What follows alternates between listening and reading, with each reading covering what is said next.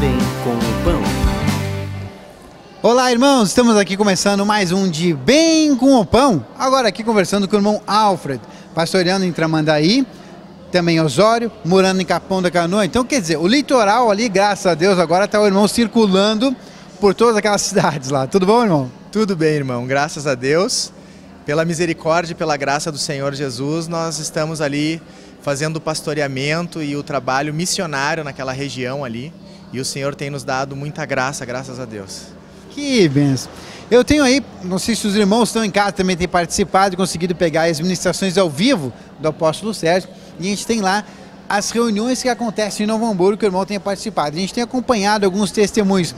A luta tá boa então, irmão, quer dizer, porque pelos testemunhos a gente vê que a luta não dá trégua, mas o irmão tá lá. Se você não tá morto, quem peleja, né? Tá lá o irmão batalhando. É verdade, irmão. Cada dia é um leão, mas o Senhor tem dado a vitória, graças a Deus, né? A gente não pode desanimar e o que nos mantém de pé nessa caminhada é principalmente o site, né, que nós temos, o Pão de Judá, TV Menorá, que foi o que me fortaleceu durante os 2 primeiros anos em Capão da Canoa. Nós tínhamos ali uma internet muito fraca e quando eu conseguia assistir assim uma frase do apóstolo, eu dava glória a Deus, que não travou, né? Então isso nos manteve no início da caminhada de pé. O grupo familiar lá na minha casa em Capão da Canoa era eu, a minha esposa e os meus filhos, mas a gente sempre acessava o material, não tínhamos essa comunhão que nós estamos tendo aqui hoje, com os irmãos, vendo os irmãos, conversando com os irmãos, trocando as experiências, mas o site nos manteve firmados para continuar essa caminhada. Foram muitas batalhas, muitas lutas, mas até aqui o Senhor tem nos dado a vitória. Aquele alimento quase que nem de soro, que vai na veia, mas vai pingando só assim aquela internet, né? Olha, eu ia me perguntar porque a gente tem uma dificuldade hoje por todo o Brasil, nem sempre a gente consegue. A gente pega o litoral do Rio Grande do Sul, que nem sempre consegue pegar uma internet ainda muito boa. Mas graças a Deus está melhorando. Também serve muito, e pelo lado do inimigo também usa muito essa ferramenta. Mas glórias a Deus que o Senhor tem nos ensinado a usar, né, para ganhar de Cristo e também a propagar o uso da internet para que mais membros sejam edificados, mais pessoas sejam edificadas, usando a internet para o que é bom, para a vida, para o acréscimo de vida. Porque é uma ferramenta que serve tanto para Cristo, como serve para o príncipe das trevas, depende só do uso que a gente faz dela. E essa atenção, né, irmão Alves, que nós temos que ter com relação ao uso da internet, porque ela está ali aberta. É uma ferramenta. Você vai dizer agora se vai usar para consertar ou para destruir. Assim eu vejo que é o martelo, né? O martelo ou tu usa para pregar lá, ou tu usa para tirar os pregos do lugar, né? Verdade. E tudo é uma questão de decisão, né, irmãos? Porque a nossa prioridade hoje, nessa caminhada com Cristo, eu priorizo as coisas do reino. Não sei para onde eu vou, não sei quanto tempo fico, não sei o que vou trabalhar, o que vou enfrentar, mas se Deus mandou, obedeça, irmão. É a melhor coisa que você tem, porque todo o resto vem atrás. Quando eu obedeço aquilo que o Senhor determina para a minha vida, que dá aquela aflição íntima dentro da gente, porque a gente tem uma tendência de se acomodar, né? E aí quando tudo parece que tá bom, agora sai e vai, né? Então quando você vai deitar, muitas vezes o telefone toca, o WhatsApp toca, é um aconselhamento, é uma terapia, às vezes termina o culto, aí os irmãos precisam de atenção. Irmãos, tudo é válido para o Senhor, porque é aquilo que diz em Mateus 6,33, buscai, pois, em primeiro lugar o seu reino e a sua justiça, e todas as demais coisas serão acrescentadas. E eu, na minha experiência, eu levei muito tempo para entender isso. Eu sempre me endureci muito, porque eu achava que primeiro era o trabalho, ou primeiro era a família. Não, irmão, primeiro é Deus, depois a família, depois o trabalho, né? Depois a igreja e depois o lazer. Então, todas as vezes que isso estiver fora de ordem, a gente enfrenta a confusão. Como a gente tem a nossa mente trocada com relação a isso, né? A gente vendo aqui essa prioridade que o irmão Alves está trazendo, a gente ganha um grande auxílio, o auxílio divino, para que tudo funcione como é para funcionar. Então, quando às vezes a gente se preocupa com a família, pai, agora eu vou cuidar de Deus lá, vou cuidar da igreja, vou cuidar dos vasos, vou cuidar dos membros, vou cuidar da missão que o Senhor me deu, e aí, mas e como é que fica a minha família? Aí a gente fica preocupado, aí quando volta tem aquela grata surpresa, o Senhor cuidou de tudo. né? Para ti, te ajudou, colaborou e a gente ganhou esse auxílio maravilhoso. Como realmente assim nós somos ensinados desde o início, né, irmãos? A gente vai recebendo a educação que a gente ganha, priorizando o teu eu, né? E o Senhor quer priorizar a vida de Cristo em nós. E como a gente tem essa mente invertida, a gente acaba não conseguindo ganhar as bênçãos de Deus por causa disso. É verdade. Eu lembro, comentando sobre esse assunto, que durante 7 anos e meio, eu trabalhava com representação comercial e eu viajava 35 cidades no Rio Grande do Sul e todo o litoral de Santa Catarina.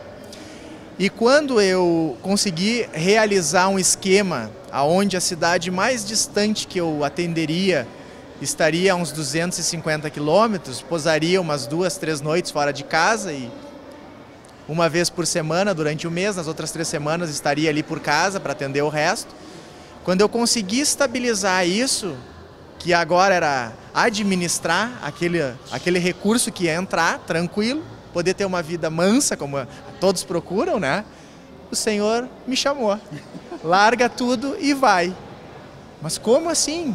E eu me lembro que aquilo me deu uma aflição que durante uma semana, irmão, eu não comi, eu não dormi, eu não consegui orar e eu entrei, meu psicológico ficou abalado, porque ali foi, como diz Jesus no Getsemane, momento de decisão. Ou eu largava tudo e confiava em Cristo, ou eu me endurecia, como o irmão comentou aqui, olhava para o meu eu, a minha vida, a minha família e não obedecia ao Senhor. Eu lembro que na época minha esposa estava grávida e uma das coisas assim, né, que a gente, no velho homem, a gente faz, eu disse para ela, tu pensa bem, porque tu tá grávida, aqui nós temos toda assistência, lá eu não sei como é que vai ser. E ela, numa resposta sábia, olhou para mim e disse assim, tu é o cabeça, tu decide. O que decidir tá bom. Irmãos, o mundo despencou em cima de mim. Mas foi assim, ó, a experiência mais maravilhosa e marcante da minha vida. Ali eu comecei a ver que todas as bengalas que eu tinha caíram. Todas as facilidades que você tem na sua cidade caíram. Conhecido, só os irmãos da igreja. Ali eu aprendi a depender de um Deus vivo, real, verdadeiro, fiel. Foi a melhor coisa que aconteceu na nossa vida. Bom, e a gente vê assim, muitas vezes a gente lê alguns livros, como Esposa e Modelação, a esposa olha, né, geralmente a parte feminina lá, olha, não, mas esse negócio de ser submissão não é legal. Passa por uma experiência dessa, onde a submissão diz assim, é tudo contigo, tu decide o meu futuro, o futuro do teu filho que está na barriga da esposa, se nós vamos comer amanhã ou não, se nós vamos beber amanhã ou não, se nós vamos ter casa amanhã, você decide. Ah, essa experiência, irmãos, eu já passei, vou dizer para você assim, ó, é terrível.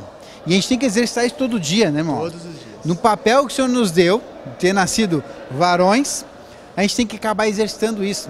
E aí tu olha todo mundo que está naquele momento dependendo de ti ou de uma decisão tua, de uma escolha. A congregação que está lá, a família, quem sabe amigos, quem sabe a decisão, hoje eu vou jogar bola com os amigos, vou ter um relacionamento com eles ou vou para a igreja. Como é que fica a vida deles com a decisão que eu vou tomar? Então, olha, ter essa questão de ter pessoas dependendo da tua decisão e ter que exercer o papel de autoridade é muito difícil também, né?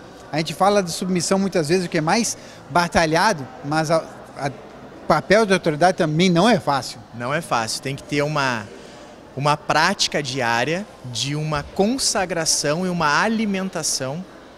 Tem que separar um momento porque você está direto com Deus. E se você errar, Deus corrige, irmão. E a correção, ela dói. No primeiro momento, a ferida está ali. Mas toda vez que tu olha aquela ferida, ele diz na palavra que ele mesmo a cura. Então, nada melhor do que isso, irmãos. E a cada dia, todos nós somos pecadores, como diz lá em Romanos 3:23, né? Nascemos no pecado, carregamos na carne a natureza do pecado. Mas cada dia eu me arrependo e eu busco no Senhor e eu digo, Senhor, eu quero mudar, Senhor. Eu sei que eu estou errado em quase tudo, mas me ajuda, me guia. Esse arrependimento, essa humildade, irmãos, a gente tem que ter, porque é o Senhor que faz. 1 João 9 diz, se nós confessarmos os nossos pecados, Ele é fiel e justo para nos perdoar. Mas isso também não nos dá o direito de continuar errando. Tudo vai da decisão, como o irmão falou aqui. E a decisão é uma decisão pesada, irmão. Nós temos que decidir por Cristo. E a minha salvação e a tua salvação e a salvação da minha esposa, dos meus filhos, ela é individual. Eu não posso salvar eles, eles não podem me salvar. E aí é você e Cristo naquela hora ali. Porque no momento do julgamento que nós estiver perante a face de Cristo, ele vai dizer a minha direita ou a minha esquerda. E ali não vai ter opinião de parente, de familiar, de pai, de mãe, de ninguém. Então a decisão principal, íntima, está aqui, ó. E por isso que a gente sofre, que a gente não decide. Porque a gente opta pelas coisas mais fáceis, né? A gente vai meio que no embalo, assim, não, deixa correr, vamos ver para que lado vai. Exatamente. Só que tem um momento que o Senhor nos aperta tanto, e por isso que aqui entra uma coisa muito importante dos irmãos, da congregação, tá sempre orando, sempre intercedendo, irmãos, porque a gente não sabe o que a gente vai enfrentar ali fora. E eu lembro uma vez que um irmão compartilhou comigo que você trabalhar para o Espírito equivale a 3 horas e meia de trabalho secular. Então você vê, irmãos, teve dias aí que a gente trabalha 12, 15 horas para o Senhor. Então a gente sente a carga, a gente sente o peso. É só a graça de Deus para nos sustentar. Irmão, e para fortalecer o vaso que está agora nos ouvindo lá, seja ele o varão ou a esposa, né? Para fortalecer o vaso nesse assunto, que material tu daria de dica? Quem sabe o material Um Ramo Digno da Seiva, que fala sobre a autoridade. O que tu daria de dica para fortalecer o vaso nesse assunto? Bah, eu estou passando por essa dificuldade, exercer a autoridade. Bah, estou passando por essa dificuldade de aceitar aí, ser submisso ao que a minha autoridade quer de mim, no trabalho, em casa, no lar, né? O meu pai, minha mãe. Como é que tu daria de dica para onde ele buscar, ou alguma ministração que tu lembra, para fortalecer ele nesse momento? Amém. Um Ramo Digno da Seiva seria o material que eu comecei a estudar. Ali mexeu com todo o orgulho, com todo aquele mal que tem dentro de mim, que a gente não quer aceitar. Eu me lembro no início das ministrações, quando o apóstolo falava que nós éramos pecadores, eu ficava muito bravo, eu dizia que eu não era pecador, eu não tinha matado ninguém, só fazia o mal para mim, mas eu entendi nesse livro.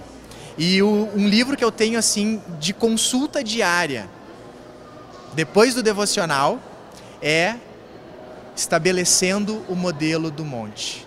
Todas as vezes que eu tenho uma dúvida ou que eu estou com alguma dificuldade, eu recorro para aquele material.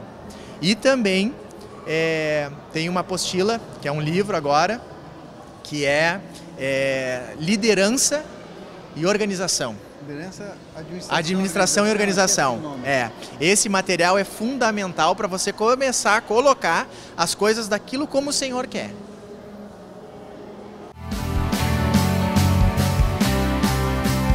De bem com o pão.